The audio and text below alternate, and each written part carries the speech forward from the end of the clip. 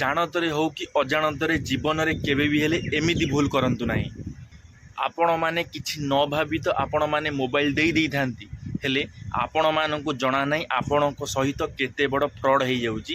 ଆପଣ ଜାଣି ବି ପାରିବେନି ଆପଣଙ୍କ ସାଙ୍ଗରେ ଫ୍ରଡ଼୍ ହୋଇଯିବ। ଆପଣଙ୍କର ମୋବାଇଲରେ ଗୋଟିଏ ନମ୍ବର ଡାଏଲ୍ କଲା ପରେ ଆପଣଙ୍କର ପ୍ରତ୍ୟେକ ମେସେଜ୍ ପ୍ରତ୍ୟେକ କଲ୍ ଅଲଗା ନମ୍ବରକୁ ଫରୱାର୍ଡ଼ ହେଇଯାଉଛି, ଆପଣମାନଙ୍କୁ ଜଣା ନାହିଁ। ମୁଁ ଜଣାଇ ଦେବାକୁ ଯାଉଛି ସେ ନମ୍ବର ଗୁଡ଼ିକ କ'ଣ କ'ଣ ସବୁ। *#67# ଡାଏଲ୍ କରି ଆପଣମାନେ ଦେଖିପାରିବେ ଆପଣମାନଙ୍କର କଲ୍ ଫରୱାର୍ଡ଼ କଲ୍ କିମ୍ବା ମେସେଜ୍ ଫରୱାର୍ଡ଼ ହୋଇଛି କି ନାହିଁ। ଆଉ କେମିତି ବନ୍ଦ କରିବେ, ଏହି ନମ୍ବର ଦେଲେ ଆପଣମାନଙ୍କର କଲ୍ ମେସେଜ୍ ଯଦି ଫରୱାର୍ଡ଼ ହେଇଥିବ ଆପଣମାନେ ବନ୍ଦ କରିପାରିବେ।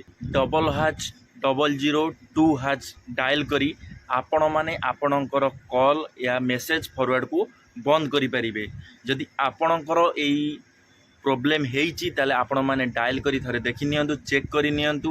ଯଦି ମୋର এই ଭିଡ଼ିଓଟି ଆପଣମାନଙ୍କୁ ଇନଫର୍ମେଟିଭ୍ ଲାଗିଥିବ ତାହେଲେ ମୋତେ ଫଲୋ କରିଦେବେ, ମୋର ଭିଡ଼ିଓଟିକୁ ଲାଇକ୍ କରିଦେବେ।